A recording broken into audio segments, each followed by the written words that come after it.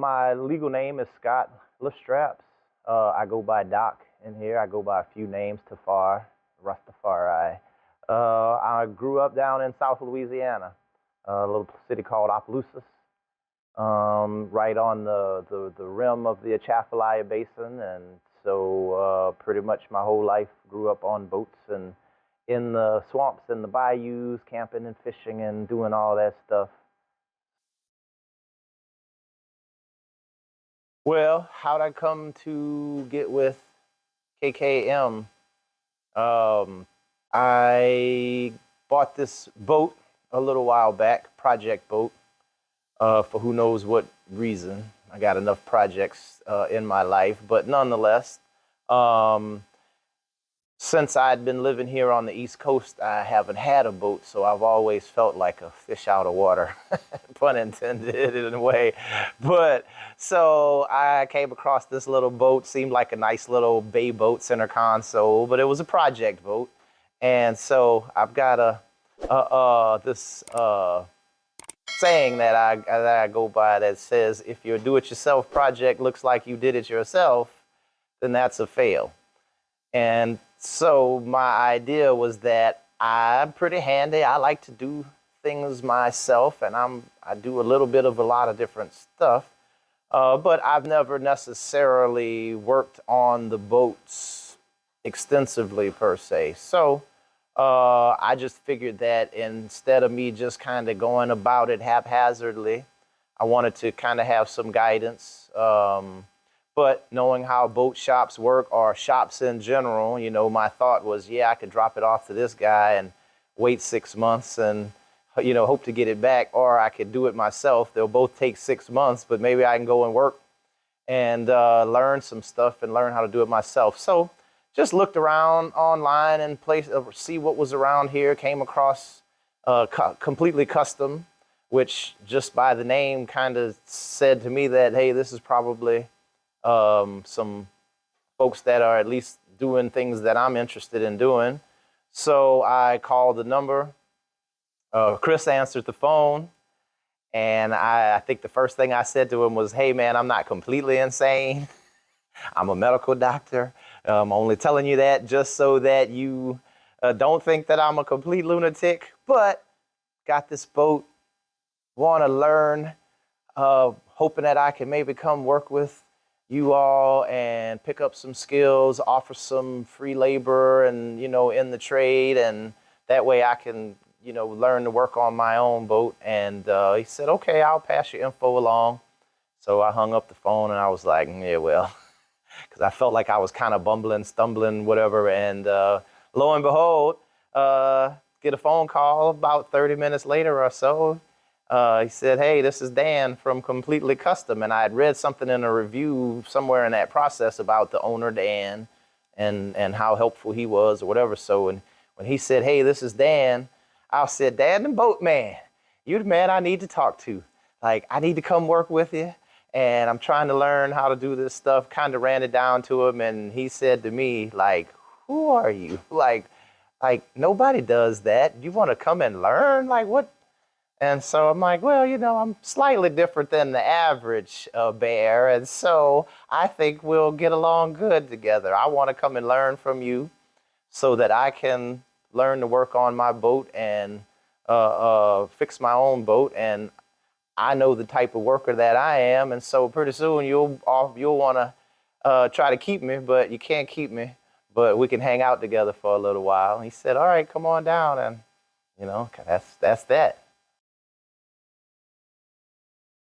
In my professional life, I'm a medical doctor. My initial training is in family medicine, and you know, I guess in a sense, keeping true with the Renaissance type of fella that I am. You know, family medicine is what got me in there. We did a little bit of everything. I did ER stuff, urgent care, and a little bit of everything, like I said. And then later on in my career, the last 10, 12 years, I got into the field of addiction medicine.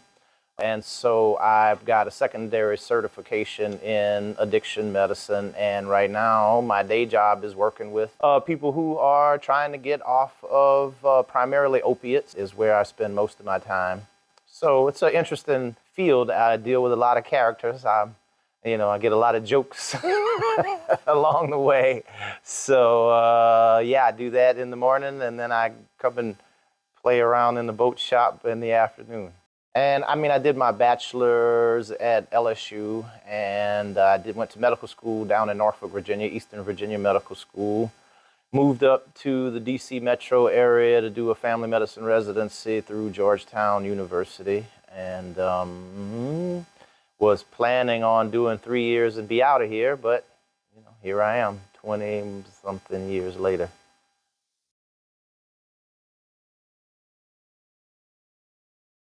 Dan the Boatman, my first impression of Dan, cool mofo. He reminds me of people that I grew up with down in Louisiana. He told me he grew up on the Eastern Shore, I think it was, and I'm like, yeah, I know you. uh, so, uh, but what also stood out to me the most about Dan when I met him, even just in our first conversation over the phone, is that professional, like knows his stuff about business and things that I like. Again, before I could even mention it, he started talking about the excellence in the quality of work, and not just doing the work, but doing the work to a mastery type level. And that's the type of stuff that I resonate with. Like I said, I have a commitment to excellence myself in everything that I do. And so if I'm going to try to come and learn something, I don't want it to be from the shade tree boat mechanic. I want it to be from the man. So Dan is the boat man, and he the man. And he happens to be pretty cool too. So that works out.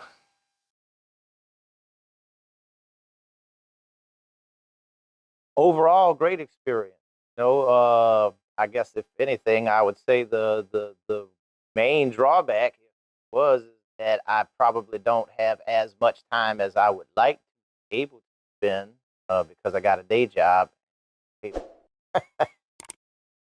So it's not like I can, stop that anytime soon. But being around here as much as I can, and even getting a chance to run the streets with Dan every now a little bit, as he put it, we've done quite a bit of interesting things. I remember hanging upside down in the bilge of a boat in Annapolis or wherever we were, trying to unscrew what was it,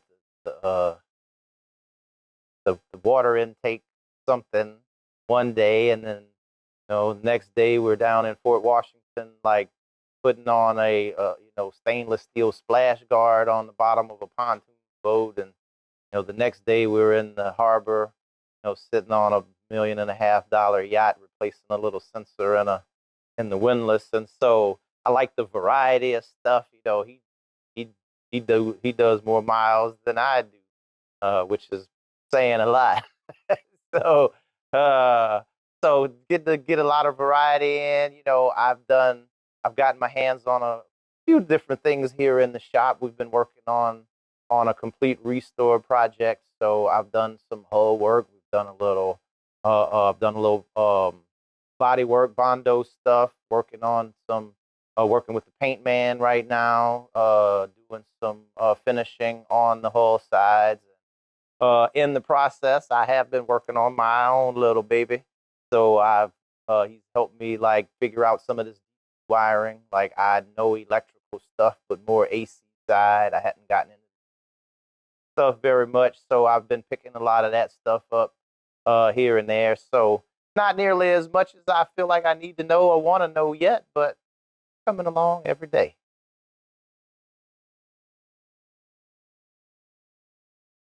So what do I hope to learn and gain from this experience with KKM? In short, knowledge. Like, the more you know, right? Like, do I plan on retiring as a doctor and becoming a boat mechanic? Hell no. Right? Do I plan on retiring from medicine and living on a boat? Hell yeah. So I want to be able to work on my boat myself. Like, do you know how much the prices go up when they find out you're a doctor?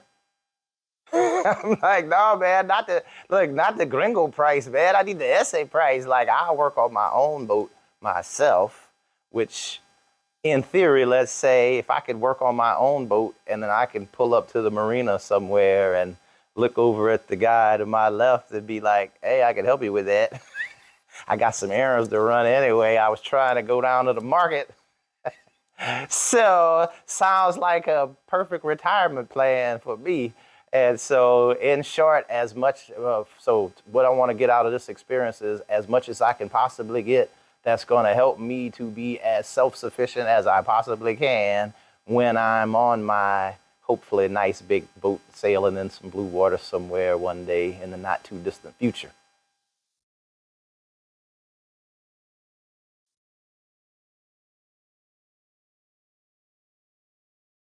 So some of the services or opportunities that I've come across or have been granted by being around here. So we'll say, for instance, like I said, Dan is about business, so he believes. So I called him up thinking like, hey, can I come shadow you and, like I said, try to pick up some skills along the way.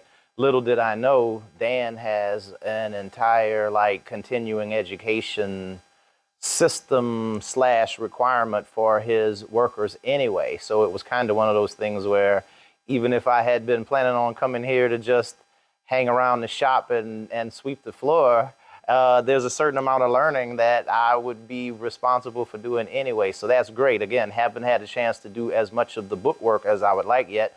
But one of the most significant things I've been able to do up to this point is get my scuba certification. So Dan sent me to dive school to get my scuba certification. And the idea, at least in part, being that, yeah, depending on where I may be at some point down the line, he has this online service platform that he has developed called diveonmyyacht.com, which provides underwater services for clients who need it. So in my world, again, I like the adventure part of the diving and doing some of this unique stuff, but it definitely provides a good opportunity for somewhere down the line that because it's an online service, if I happen to be anywhere near that service call, I can grab my scuba gear, jump in the water, change a prop, do a hull cleaning, whatever it might be. And so I think that's pretty cool.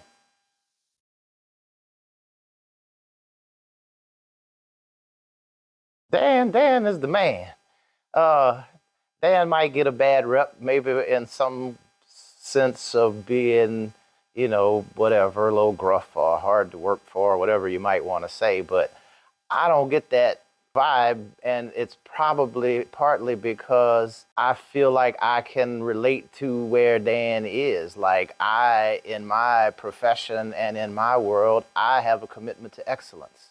And so when you have a commitment to excellence, there's only one way. So it seems like a lot of times people will often try to negotiate their way out of the way by using another phrase that I got as one of my pet peeves. I say, here's a saying I say, if you have to put enough on it, then it's not.